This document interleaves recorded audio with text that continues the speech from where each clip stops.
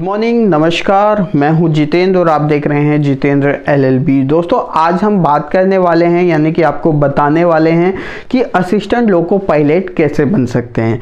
देखिए, इससे पहले जो हमने एक वीडियो बनाई थी वो बनाई थी लोको पायलट कैसे बन सकते हैं, लोको पायलट की क्या क्या संभावना होती हैं, वो सारी चीज़ें हमने उस वीडियो में कवर किया था। अगर आपने वो वीडियो नहीं देखा है तो मैं लिंक डिस्क्रिप्शन में दे दूंगा या कहीं पे जो है कार्ड वगैरह में इधर लगा दूंगा, लेफ्ट या राइट साइड में वो आता है, तो मैं वीडियो को लगा दूंगा, आप उसको भी देख लीजिए।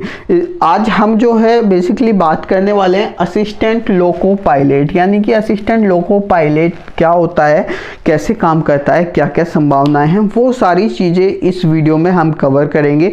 इस वीडियो को देखने के बाद आपको कहीं जाने की ज़रूरत नहीं है। देखिए, उससे पहले हम बात कर लेते हैं कि असिस्टेंट लोको पायलट बनने के लिए आपको क्या क्या चीज़ों की ज़रूरत होती है। सबसे पहली चीज़ होती है 10th, जो आपका जो हाई स्कूल होता है यानी कि मैट्रिक होती है। मैट्रिक आपको पास होनी चाहिए, यानी कि आपको मैट्रिक पास करना पड़ेगा, आपको जो है 10th क्लास पास करनी पड़ेगी।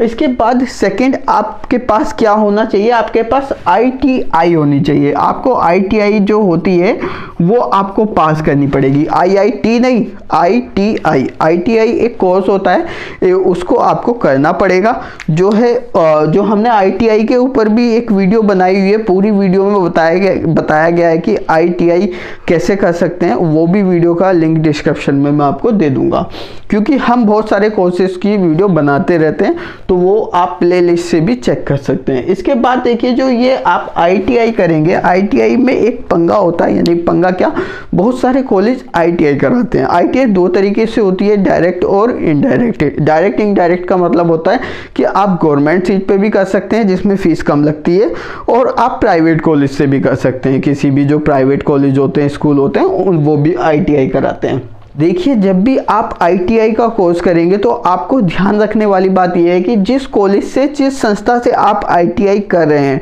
अगर आप किसी गवर्नमेंट कॉलेज से कर रहे हैं तो आपको उसमें ध्यान रखने वाली बात इतनी नहीं है, क्योंकि गवर्नमेंट कॉलेज है तो सारी चीज़ें सही होंगी।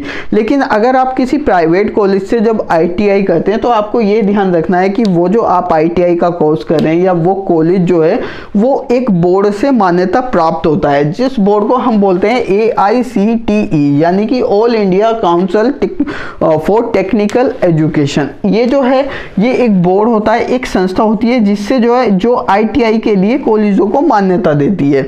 ये आपको ध्यान रखना है कि जब भी आप ITI करें तो वो इससे मान्यता प्राप्त हो, इस बोर्ड से मान्यता प्राप्त हो, तो आपकी ITI को कंसीडर किया जाएगा असिस्टेंट लोको पायलट बनने के लिए। अब हम वीडियो में आगे चलते हैं, कुछ चीज़ें और जान लेते हैं। दोस्तों, अब बात करते हैं कि जो असिस्टेंट लोको पायलट है उसका जो क्राइटेरिया है, पहले तो ये क्राइटेरिया आपका होना चाहिए। इसके बाद सेकंड में हम बात करेंगे एज का क्राइटेरिया। जो एज का क्राइटेरिया है वो आपका 18 साल से 28 साल होता है। कितना होता है, यानी कि 18 साल से 28 साल का एज का क्राइटेरिया होता है। ये जनरल कैटेगरी के लिए, रिजर्व कैटेगरी के लिए वो जो है फॉर्म में आपको पता चल जाता है। जो रिजर्व कोटा होता है उसमें 5 ईयर की एग्जेम्पशन मिल जाती है उनको, यानी कि आगे 5 साल का और उन्हें बेनिफिट मिल जाता है। लेकिन जनरल वालों के लिए 18 साल से 28 साल का क्राइटेरिया होता है। इसके बाद हम बात करें कि जब आप असिस्टेंट लोको पायलट का फॉर्म फिल करेंगे वो कैसे करेंगे, क्या क्या चीज़ें होती हैं। देखिए, जब भी आप असिस्टेंट लोको पायलट का फॉर्म करेंगे सबसे पहली बात होती है, ये फॉर्म निकलता है RRB, यानी कि RRB जो है ये जो है रेलवे रिक्रूटमेंट बोर्ड होता है, जिसके थ्रू जो है ये फॉर्म निकलता है। फॉर्म की प्रक्रिया ऑनलाइन होती है, ऑनलाइन आपको साइट पे जाना होता है, या और भी बहुत सारी वेबसाइट होती हैं जैसे sarkariresult.com, उस पर भी सारी वैकेंसी आती रहती हैं।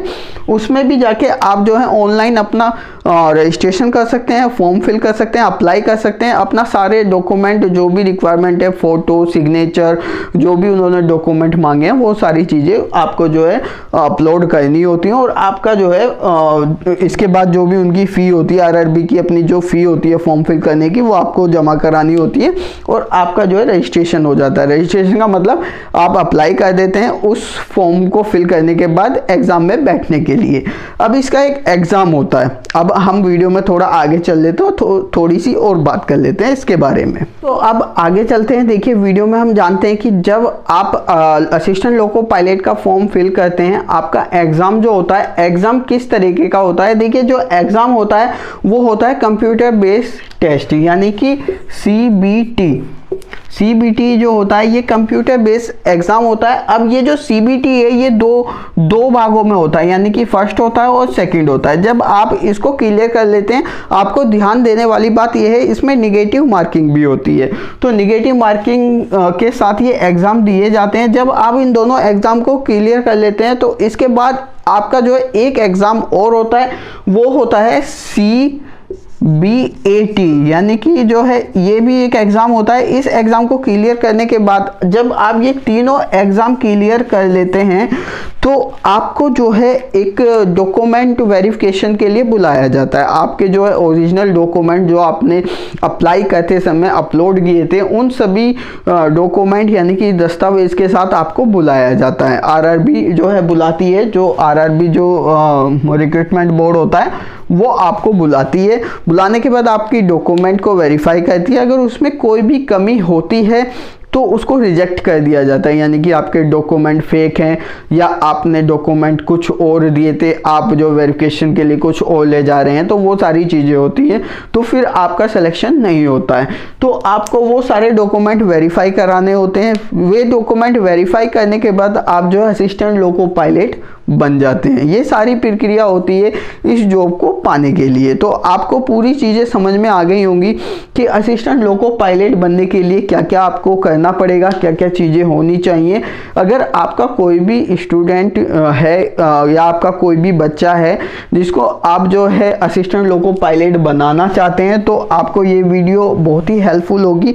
आपको पूरा प्रोसेस पता चल जाएगा कि असिस्टेंट लोको पायलट बनने के लिए क्या होना चाहिए। असिस्टेंट लोको पायलट बनने के बाद क्या होता है, इस पोजीशन के बाद कौन सी पोजीशन होती है, वो आपको जो है मैं लिंक डिस्क्रिप्शन में दूंगा, उस वीडियो को देखेंगे तो पता चल जाएगा।